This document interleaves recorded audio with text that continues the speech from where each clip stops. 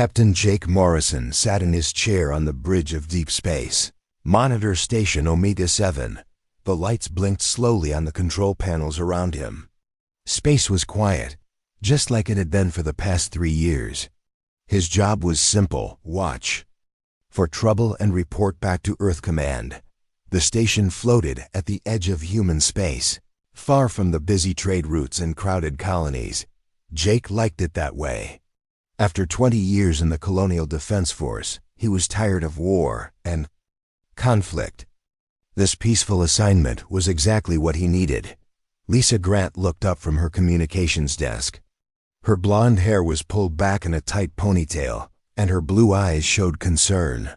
She had been monitoring the radio waves for hours without hearing anything unusual. "Still nothing from the outer colonies, Captain," she said. "All quiet on the frontier." Ryan Burke, the tactical officer, stretched in his chair. He was a big man with dark skin and serious eyes.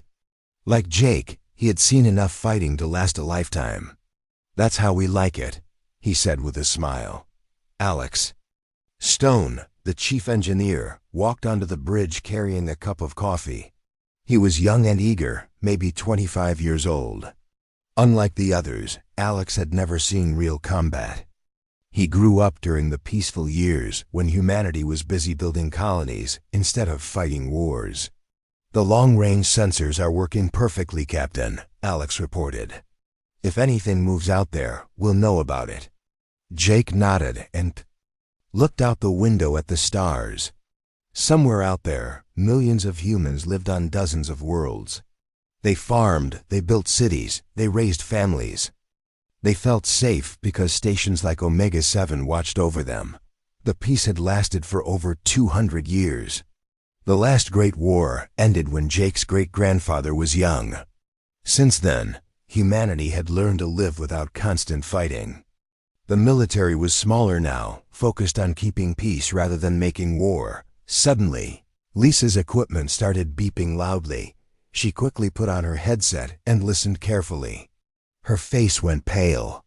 "Captain, I'm getting a distress signal," she said. "It's from New Haven Colony." Jake sat up straight. New Haven was a mining colony on the planet Kepler 442c. About 50,000 people lived there, mostly families who worked in the asteroid mines. "Put it on the main speaker," Jake ordered. Static filled the bridge, mixed with a voice that sounded terrified and desperate. The signal was weak and broken, but they could hear enough to understand. "This is New Haven Colony. Under attack. Unknown ships... They're not human. Request immediate assistance."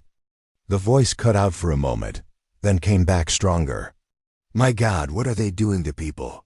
They're not just killing us. They're harvesting us... taking something from our heads. Please, someone help us." Then the signal died completely. The bridge fell silent. Jake felt his heart beating faster. In 3 years of monitoring, they had never received a real distress call. Pirates sometimes attacked cargo ships, but alien contact was supposed to be impossible. Humanity had explored hundreds of star systems and never found intelligent life. "Lisa, try to contact New Haven directly," Jake said. She worked at her controls for several minutes, then shook her head. "No response, Captain. The colony isn't answering any signals." "What about the relay stations?" Jake asked. The relay stations helped communications travel across the vast distances of space. Lisa tried again, her fingers moving quickly over the controls. Her face showed growing worry. "Captain, I can't reach Relay Station 7 or Relay Station 9. They're not responding either." Ryan stood up from his tactical station. "Captain, if the relay stations are down, that could mean this isn't just one attack. Someone might be taking out our communications network." Jake felt cold fear in his stomach. If multiple stations were down, it meant this was planned.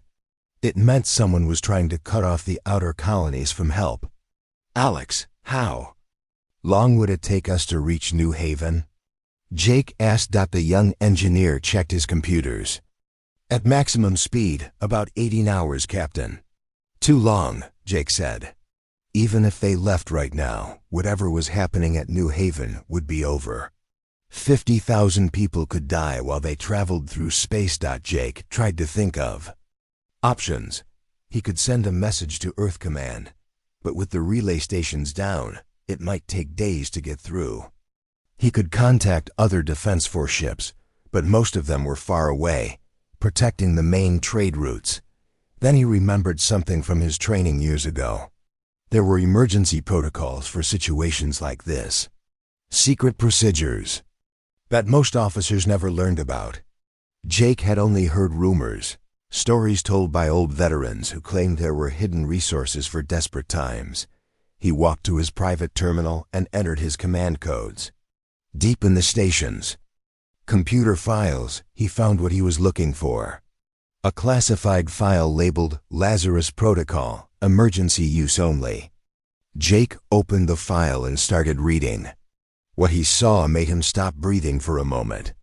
According to the file, there was a ship hidden somewhere in space. On that ship was a man who had been sleeping for over 200 years. A man who was once the greatest military commander humanity had ever known. Admiral Nathan Cross. They called him the War Deity. The file explained that Cross had been put to sleep after the last Great War ended. He was too dangerous to leave awake during peacetime, but too valuable to lose completely.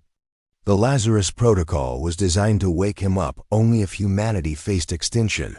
Jake looked around the bridge at his crew. Lisa was still trying to contact the colonies. Ryan was checking for any ships in the area that could help. Alex was running diagnostics on their engines in case they needed to run. None of them knew about the sleeping admiral. None of them knew that humanity had kept its greatest weapon hidden for 2 centuries. Jake made his decision. He entered his authorization codes and activated the Lazarus Protocol. Somewhere in space, machines would start working to wake up Admiral Nathan Cross. The War Deity would open his eyes for the first time in over 200 years. As Jake finished entering the codes, he wondered if he was making the right choice. The peace had lasted so long that most people forgot how to fight real wars. Maybe it was better to keep Cross sleeping and find another way to solve this problem.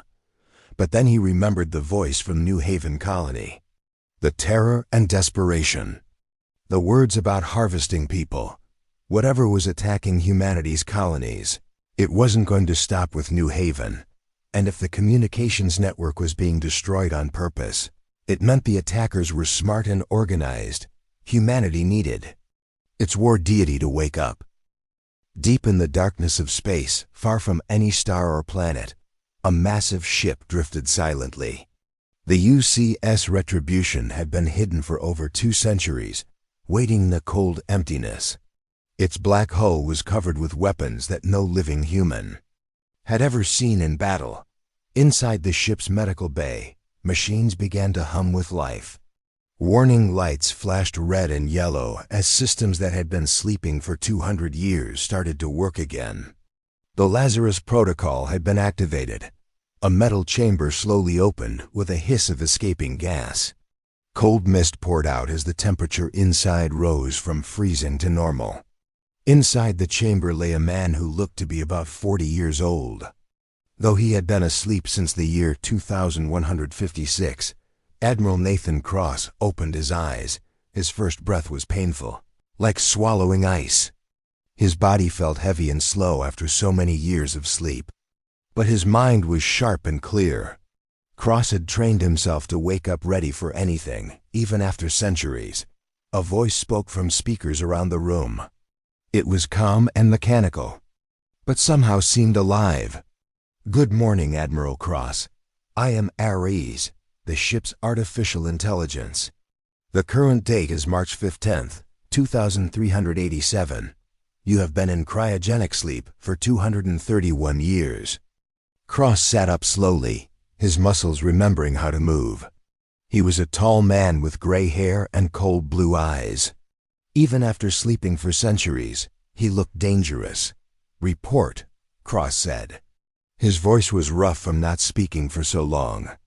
The Lazarus Protocol was activated by Captain Jake Morrison of Deep Space Monitor Station, Omega-7. Unknown hostile forces have attacked human colonies. Communications networks are being destroyed. Estimated human casualties are rising rapidly. Cross stood up and walked to a wall screen. Maps and charts appeared, showing him the current state of human space. He studied the information carefully, his military mind working through the details. Humanity had spread to 63 worlds since he went to sleep. The population had grown to over 8 billion people living across dozens of star systems. But the military was much smaller then. It used to be. Most of the great warships had been scrapped or converted to peaceful uses. "Show me the enemy attacks," Cross ordered. Ares displayed a map of the outer colonies. Red marks showed where attacks had happened. Cross could see a pattern immediately. The attackers were hitting communication stations first, then isolated colonies. It was smart strategy. Cut off the enemy's ability to call for help, then destroy them piece by piece. "What do we know about these attackers?" Cross asked. "Very little, Admiral. They call themselves the Kethver Dominion. They appear to be harvesting human neural tissue for unknown purposes. Their technology is advanced, possibly superior to current human capabilities." Cross nodded grimly. He had fought many different enemies during the last Great War. Some wanted territory, some wanted resources, some just wanted to kill. But enemies who harvested people were the worst kind. They didn't just want to defeat humanity. They wanted to use humans for something. Horrible. "How many ships does the Defense Force have available?" Cross asked. "Approximately 400 active vessels, Admiral. Most are designed for peacekeeping and patrol duties. Only 12 are true warships." Cross almost smiled, but not with humor. Humanity had grown soft during the long peace. 400 ships sounded like a lot, but most of them were probably cargo haulers with weapons attached. Real warships were built for one purpose: to destroy the enemy completely. What about the old fleet, the ships from my time? Most were scrapped under the Treaty of Centauri, Admiral. However, approximately 30 vessels were secretly preserved in hidden locations. They remained fully operational. Now Cross did smile, and it was not a pleasant expression. Someone in the government had been smart enough to keep some real warships hidden. They would need every advantage they could get. Wake up the other ships. Send activation codes to all preserved vessels. How long until we can reach the battle zone? Estimated travel time to the outer colonies is 72 hours at maximum speed, Admiral. Cross walked to another screen that showed recent battle reports. 3 more colonies had gone silent while he was being briefed. Port Armstrong, with 200,000 people. Titan's Rest, with 500,000. New Geneva, with over 1 million. Souls. The Kethver were moving fast and hitting hard. By the time Cross reached the battle zone, dozens more colonies might be gone. Ares, open a communication channel to Earth Command. Override all security protocols. Use my personal authorization codes. Channel open, Admiral. Cross straightened his shoulders and looked directly into the camera. Even after sleeping for centuries, he looked like a man who could command armies and destroy worlds. The screen flickered and showed the face of a woman with short, brown hair and tired eyes. She wore the uniform of an admiral, but Cross could tell she had never fought a real war. "This is Admiral Sarah Blake, Earth Command. Who is this? How did you get these codes?" "Admiral Blake, I am Nathan Cross. The Lazarus Protocol has been activated. I am assuming command of all military operations against the hostile alien force." Blake stared at him for a long moment. Her face went pale as she realized who she was talking to. Every officer in the Defense Force knew the stories about the war deity, even if they thought he was just a legend. "Admiral Cross, sir, we weren't told that the protocol had been activated. I need to verify your identity and get authorization from the President." "Admiral Blake, while you're asking for permission, The HFY are killing thousands of humans every hour. I don't have time for politics. Cross leaned closer to the camera. His eyes were cold as winter stars. Contact President Newman immediately. Tell her that humanity's war deity is awake, and I want full command authority within 6 hours. If she refuses, remind her that the HFY don't care about her political concerns. They only understand one thing: overwhelming force. Blake nodded quickly. Yes, sir, I'll contact the president right away. Good. And Admiral Blake, start. Recalling every ship, every officer, every weapon we have. The age of peace is over. It's time to remind the galaxy why humanity conquered half the known universe before we decided to be civilized. Cross cut the communication and turned back. To Ares, set course for the Luna base, maximum speed. And ARES start producing the old ammunition. The kind we used in the border wars. Admiral, those weapons were banned under multiple treaties. Cross looked out at the stars, thinking about the voices from New Haven Colony. The terror and pain of people being harvested like animals. The HFY broke those treaties the moment they started harvesting humans. Now we're going to show them why those weapons were banned in the first place.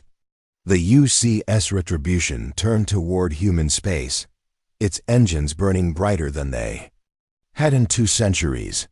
Inside the ship, weapons factories that had been sleeping began to wake up. They started making bullets and bombs and missiles designed not just to kill enemies, but to make them afraid. Admiral Nathan Cross was going to war again. The galaxy was about to remember why humans were the most dangerous species in known space. President Carol Newman sat at her desk in the presidential palace on Earth, staring at the report in her hands. She had read it 3 times, but the words still seemed impossible to believe. Admiral Nathan Cross, the legendary war deity from humanity's dark past, was awake and demanding full military control. Newman was a small woman with kind eyes and gray hair. She had spent her entire political career working for peace. During her 10 years as president, she had never sent humans into battle. She believed diplomacy could solve any problem. The door to her office opened, and Admiral Sarah Blake walked in. Blake looked tired and worried. Behind her came Dr. Helen Carter, an elderly woman with white hair and sharp green eyes. Newman had called them both for an emergency meeting. Madam President, Blake said, I've confirmed that the transmission was real. Admiral Nathan Cross is alive and awake. His ship is already moving toward our space. Newman looked at Dr. Carter. Doctor, you worked on the Lazarus Protocol. Tell me about this man. Dr. Carter sat down slowly. She was 85 years old, but her mind was still sharp. She had been young when Cross was put to sleep, but she remembered him clearly. Nathan Cross was the most brilliant military commander in human history, she said. During the border wars, he never lost a single battle. He could look at any situation and find a way to win, but... She paused, choosing her words carefully. He was also completely ruthless. Cross didn't just defeat enemies, he destroyed them so completely that no one would dare fight humanity again. He used tactics that we now consider war crimes. Chemical weapons targeting civilians, destroying entire planets to make a point. Newman felt sick to her stomach. And now he wants to fight the HFY using those same methods? Madam President, Blake interrupted, we need to consider our situation. We've lost contact with 15 colonies in the past day. That's over 3 million people. Our current forces aren't strong enough to stop the HFY. Newman stood up and walked to the window. Outside, she could see the peaceful city of New Geneva. Children played in parks while their parents worked in offices and shops. Earth had been safe for so long that most people forgot war was possible. What does Cross want from me? Newman asked. Full command authority over all military forces, Blake replied. He wants to recall every ship and soldier. He's also requesting access to classified weapon systems that were banned after the last war. Newman turned around. Those weapons were banned for good reasons. We decided as a species that some things were too terrible to use, even against enemies. Dr. Carter spoke up. Madam President, the HFY are harvesting human brains. They're not just killing our people, they're stealing. What makes us human? This isn't a normal war. Before Newman could respond, her communication system beeped urgently. Her secretary's voice came through the speaker. Madam President, we're receiving a priority transmission from the outer colonies. Put it through. Newman said. The main screen activated, showing a man in a torn colonial defense uniform. His face was covered with dirt and blood. Behind him, Newman could see smoke and fire. This is Colonel Danny Hayes on Marcus Prime, the man said. The HFY hit us 6 hours ago. We tried to fight them, but their weapons are too advanced. They've taken most of the population to their ships. We can hear screaming. The transmission cut to static, then came back. Please, someone help. U.S. They're doing something horrible to people. Taking them apart while they're still alive. We need Admiral Cross. We need the war deity. Please. The signal died completely. Newman stared at the blank screen. Marcus Prime had 2 million people. Families, children, elderly grandparents. All of them were being harvested by alien monsters. How many ships do we have that could reach Marcus? Prime? Newman asked. 12 warships, Blake replied. But they're not strong enough to fight the HFY fleet. We'd lose them all and save no one. Newman closed her eyes and thought about her oath as president. She had promised to protect humanity and preserve peace. But now she faced a choice: use terrible weapons and tactics, or watch humanity be harvested to extinction. Contact Admiral Cross, she said finally. The communication screen activated again. Cross appeared, looking exactly like the old pictures Newman had seen in history books. His cold blue eyes seemed to look right through her. President Newman, Cross said. I assume you've seen the reports from Marcus Prime. Yes, Admiral. The situation is terrible. But I can't give you unlimited authority to use banned weapons. There have to be rules, even in war. Cross stared at her for a long moment. When he spoke, his voice was quiet but deadly serious. Madam President, the HFY don't care about your rules. They're harvesting human brains to build some kind of hybrid intelligence. They want to steal our creativity and combine it with their hive mind. They're not just trying to defeat us, they're trying to become us. Newman felt cold fear run down her spine. How do you know this? Because I've seen their tactics before. Different species, same goal. The HFY think they can take what makes humans special and use it for themselves. They're wrong. Cross leaned closer to the camera. I can stop them, Madam President. But only if you let me fight the way I know how. Give me command of the fleet and access to the old weapons. I'll end this war in 6 months. And how many innocent people will die because of your methods? Newman asked. Fewer than will die if the HFY win, Cross replied coldly. They've already harvested over 4 million humans. How many more are you willing to sacrifice for your conscience?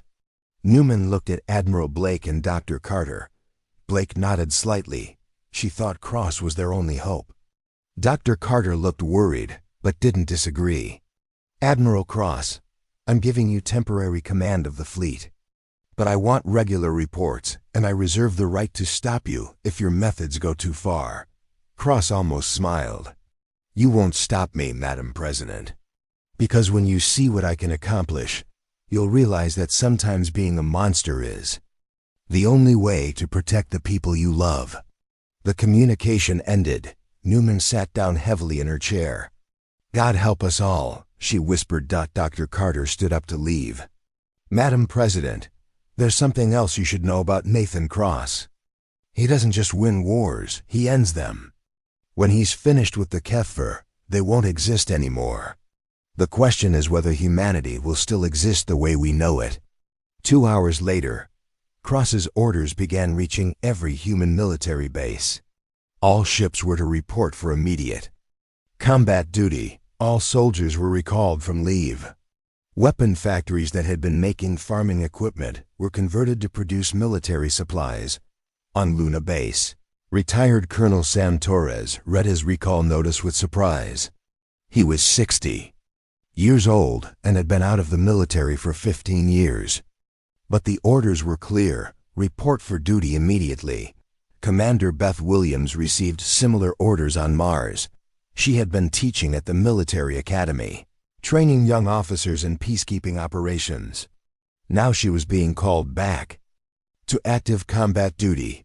Across human space, the old soldiers were coming back. Veterans who remembered how to fight real wars. Men and women who had served under Cross before he went to sleep. The war. Deity was gathering his army. The Kefir had awakened something they didn't understand. They thought humans were soft, weak creatures who had forgotten how to fight. They were about to learn that humanity's greatest strength was not its technology or numbers. It was the ability to become whatever they needed to become to survive, even if that meant becoming monsters. The human fleet assembled at Luna Base was unlike anything seen in 2 centuries. Admiral Nathan Cross stood on the bridge of the UCS Retribution, watching as ships arrived from across human space. Old warships that had been hidden in secret locations joined with newer vessels hastily converted from civilian use. Colonel Sam Torres climbed aboard the battlecruiser UCS Titan, his weathered hands gripping the rail. At 60 years old, he thought his fighting days were over. But when Cross called, old soldiers answered. Torres had served under Cross during the border wars and knew what the Admiral could accomplish. Commander Beth Williams took command of the escort carrier UCS Vigilant. She was younger than Torres, only 45, but she had studied Cross's tactics at the military academy. She believed in fighting with honor and protecting civilians. Williams hoped she could balance Cross's ruthless methods with some humanity. Captain Julie Adams stood beside Williams on the Vigilance bridge. Adams was 32 years old and had never seen real combat. She commanded a squadron of fighter pilots who had only trained for peacekeeping missions.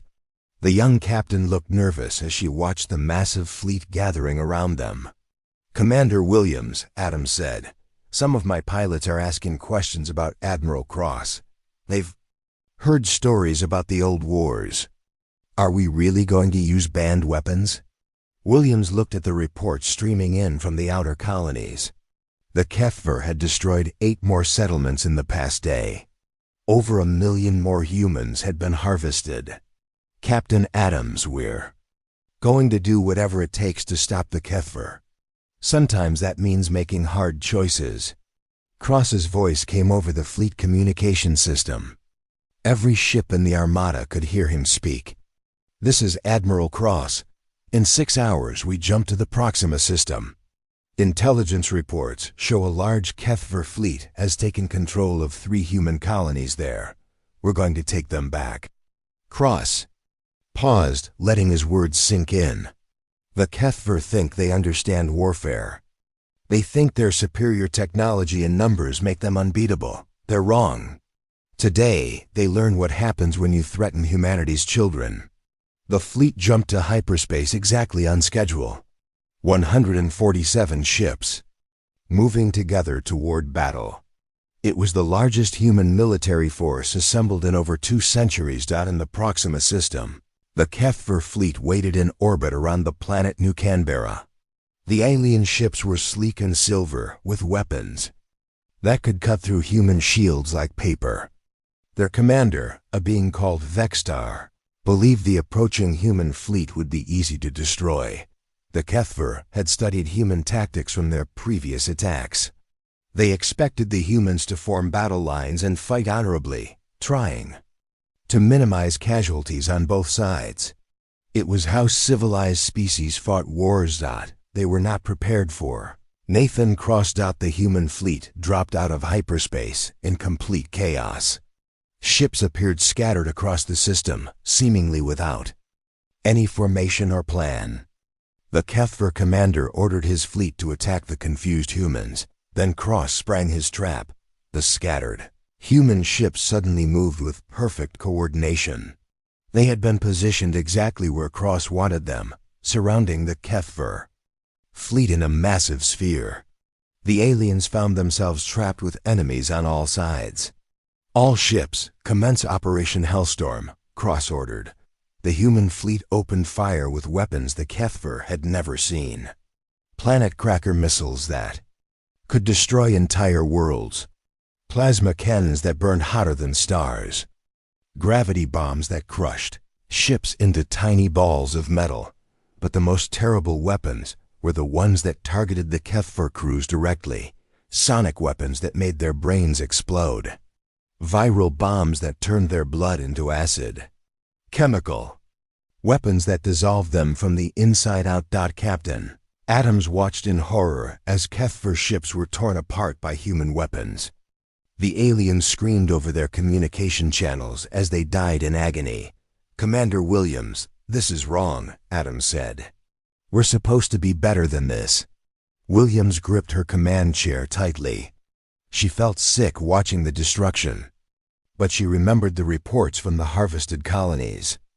The HFY had done worse things to human civilians. "Captain, they started this war by harvesting our people. Admiral Cross is finishing it. The battle lasted only 4 hours.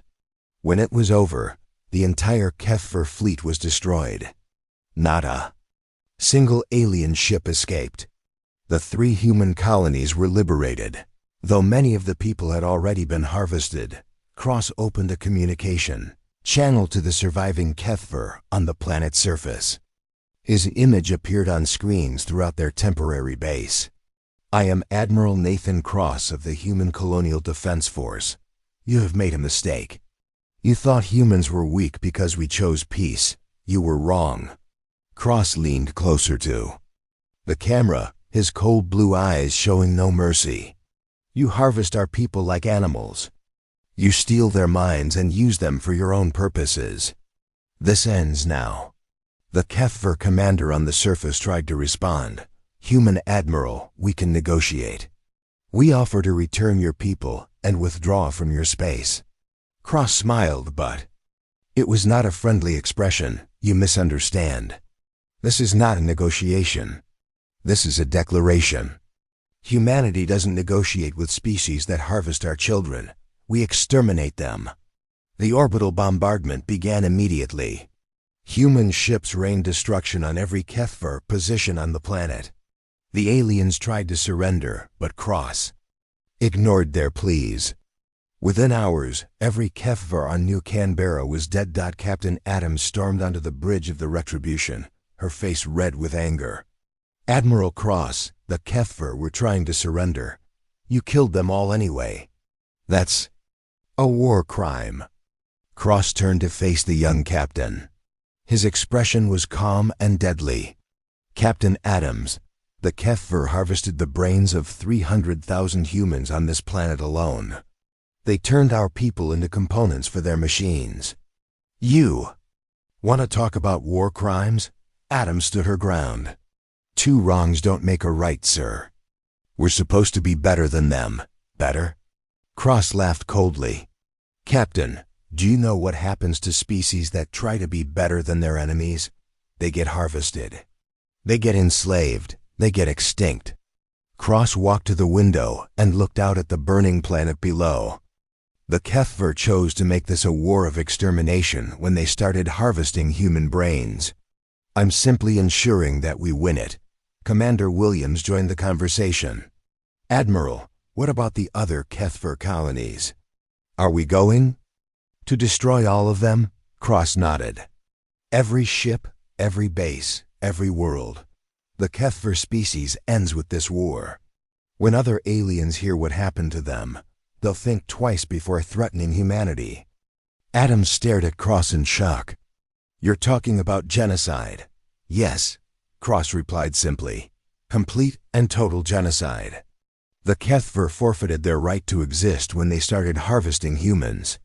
I'm going to make sure they never threaten anyone again. Word of the victory at Proxima spread quickly through human space. The colonies celebrated, but many people were disturbed by Cross's methods. President Newman called an emergency session of the Colonial Council to discuss the Admiral's actions, but Cross didn't wait for politicians to debate. He was already planning the next attack. Intelligence reports showed the location of the main Kethver fleet. Their home system was only 3 days away. Cross intended to end the war there, once and for all. The Kethver had awakened humanity's greatest weapon, not technology or numbers, but the willingness to become whatever was necessary to survive. They had turned a peaceful species back into the monsters that once conquered half the galaxy. Now they would pay the price for that mistake with their entire civilization. The Kethver home system of Veltar had never seen war before. For thousands of years, the silver-skinned aliens had expanded across the galaxy, conquering weaker species through superior technology and numbers. Their homeworld was a beautiful place with crystal cities and floating gardens. Admiral Nathan Cross looked at the tactical display showing the Kethver defenses. Over 2,000 enemy ships protected their homeworld, along with orbital defense platforms that could destroy entire fleets. It was the largest concentration of alien military power ever assembled. "They're scared," Cross said to Colonel Torres, who stood beside him on the bridge of the UCS Retribution. "Good. Fear makes enemies make mistakes." The human fleet had grown to over 300 ships as more vessels joined from across human space. Old warships that had been sleeping for centuries flew alongside hastily converted cargo haulers. Every human who could hold a weapon had volunteered to join the final battle. Captain Julie Adams had transferred to Cross's flagship after the battle at Proxima. She wanted to confront the Admiral directly about his methods. Now she stood on the bridge, watching as Cross prepared to destroy an entire civilization. "Admiral," Adams said, "the Kethver are trying to communicate with us. They want to negotiate a peace treaty." Cross didn't even look at her. "Put them through."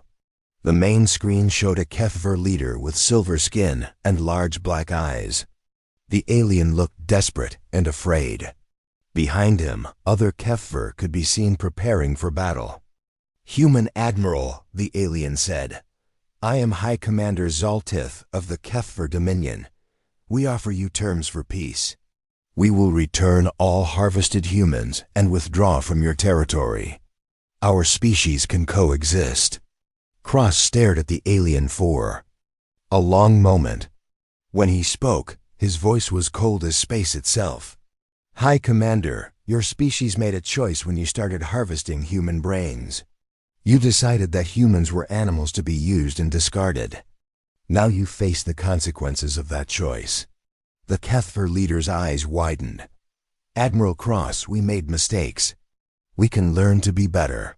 Please, we have billions of civilians on our homeworld. They are innocent."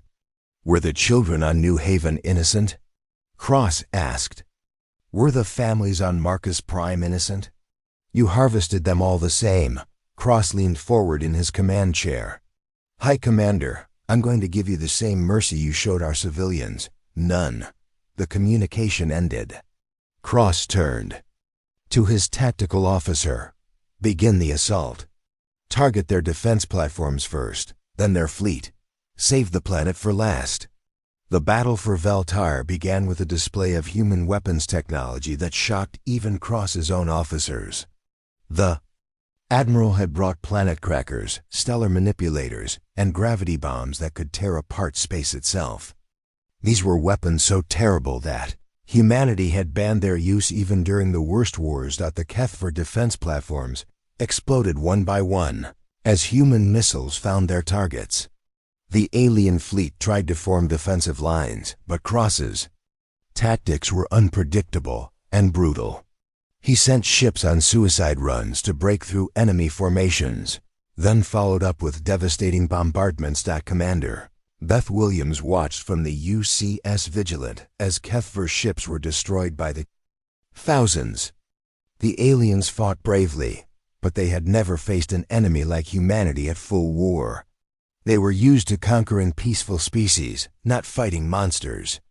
"Commander," Captain Adams said over the communication system, "we're winning, but at what cost? Look at what we're becoming." Williams looked at her crew.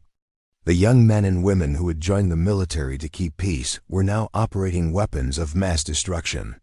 They killed without hesitation, showing no mercy to a desperate enemy. "We're becoming what we need to become to survive," Williams replied, though she wasn't sure she believed it anymore. The battle raged for 18 hours. When the Kefir fleet was finally destroyed, Cross turned his attention to their homeworld. The planet below held over 6 billion Kefir civilians, families, children, and elderly who had never hurt a human. "Admiral," Adams said, "you can't destroy the planet. There are billions of innocent people down there." Cross looked at her with his cold blue eyes. "Captain, those innocent people cheered when their military brought back harvested human brains. They celebrated when their scientists used our children to build hybrid intelligences. They are not innocent." Adams stepped closer to Cross, her hand moving toward her sidearm. "I won't let you commit genocide." Colonel Torres and Commander Williams both reached for their weapons. The bridge fell silent as human officers faced each other, ready to fight. Cross didn't move. He simply stared at Adams until she stepped back. "Captain, you can try to stop me. You might even succeed. But then what? The Kefir will rebuild their fleet in 10 years and attack us again. How many human children will die because you couldn't do what was necessary?" Adams lowered her hand. She knew Cross was right, but she couldn't accept it. Cross activated the planet cracker missiles. The weapons descended toward Veltar like falling stars. Each missile could crack a planet's crust and destroy all life on the surface. "Please," Adams whispered, "there has to be another way." "There was another way," Cross said quietly. "The Kefir could have chosen not to harvest human brains. They chose extinction instead." The missiles struck Veltar with the force of 1,000 suns. The planet's surface cracked and burned as 6 billion Kefir died in minutes. Their crystal cities melted, their floating gardens fell from the sky. Their civilization ended forever. Cross watched without emotion as an entire species was erased from existence. Over the next 3 months, Cross's fleet hunted down every remaining Kefir ship and base. They found alien colonies on dozens of worlds and destroyed them all. They killed every Kefir they found, showing no mercy to soldiers or civilians. When the last alien ship was destroyed, Cross opened a communication to all human space. The Kefir Dominion no longer exists. The threat to humanity has been eliminated. The war is over. Across human space, people celebrated the victory. But many also felt sick about the methods used to achieve it. They had saved humanity by becoming the monsters they once feared. President Newman called Cross to Earth for a meeting. She sat across from the Admiral in her office, looking older and more tired than before the war began. "Admiral, you saved humanity," she said. "But you also committed genocide against an entire species. History will judge us harshly for this." Cross nodded. "Madam President, history is written by the survivors. The Kefir have no historians left to tell their side of the story." Newman stared at him. "How can you be so calm about what you've done?" "Because I did what was necessary," Cross replied. "The Kefir chose to make this a war of extinction. I made sure humanity won it." Cross stood up to leave. "Madam President, I'm requesting to return to cryogenic sleep. Humanity doesn't need a war deity during peacetime. Lock me away until the next threat appears." Newman agreed. She was afraid of what Cross might do if he remained awake in a peaceful galaxy. 1 month later, Cross returned to the UCS Retribution. Dr. Helen Carter was there to oversee his return to sleep. The old woman looked at the Admiral with mixed feelings. "Nathan, do you regret what you did?" she asked. Cross thought for a moment. "I regret that it was necessary, but I don't regret doing it. The HFY would have harvested every human in the galaxy if we let them live." As Cross lay down in the cryogenic chamber, he left a final message for humanity. "Remember this war. Remember that our enemies will force us to become monsters when survival is at stake. When that day comes again, don't hesitate. Be grateful that humans can become whatever we need to become to protect our children." The chamber sealed shut. Cross returned to his centuries-long sleep, taking with him the knowledge of humanity's most terrible weapons and tactics. The UCS Retribution disappeared into deep space, hidden once again. The ship's AI, Ares, began its eternal watch, waiting for the day when humanity might need its war deity again. On New Haven, the colony that had sent the first distress call, children played in rebuilt schools and parks. They didn't know that their safety had been purchased with the extinction of an entire species. Perhaps that was for the best. Humanity had won its war against the HFY. But the victory came with a terrible cost. The knowledge that when pushed to the edge of extinction, humans would do anything to survive, even become the monsters their enemies feared most.